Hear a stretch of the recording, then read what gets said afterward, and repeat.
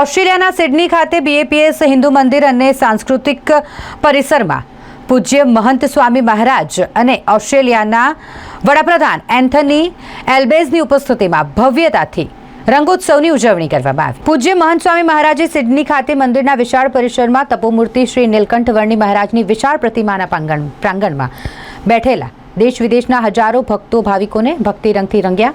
આમ ઓસ્ટ્રેલિયાની ધરતી પર ભારતીય પરંપરા અને સનાતન ધર્મની અનુભૂતિ સાથે ઓસ્ટ્રેલિયાના વડાપ્રધાને રંગોત્સવની ઉજવણી કરી। ઉલ્લેખનીય છે કે પૂજ્ય મહંત સ્વામી મહારાજની પ્રેરણાથી સિડનીમાં BAPS હિન્દુ મંદિર અને વિશાળ સાંસ્કૃતિક સંકુલનો પ્રથમ અધ્યાય રૂપે ભગવાન શ્રી સ્વામિનારાયણની તપોમૂર્તિ શ્રી નીલકંઠ વર્ણી મહારાજની 49 ફૂટ ઊંચી આ મૂર્તિ જે વેદોક્ત પ્રાણ પ્રતિષ્ઠા 6 તારીખના રોજ પૂજ્ય મહંત સ્વામી મહારાજના હસ્તે સંપન્ન થઈ હતી। ભગવાન સ્વામિનારાયણની 9 ફૂટ ઊંચી આ મૂર્તિ સમગ્ર ઓસ્ટ્રેલિયામાં સૌથી ઊંચામાં ઊંચી સ્થાપિત થયેલી મૂર્તિ છે।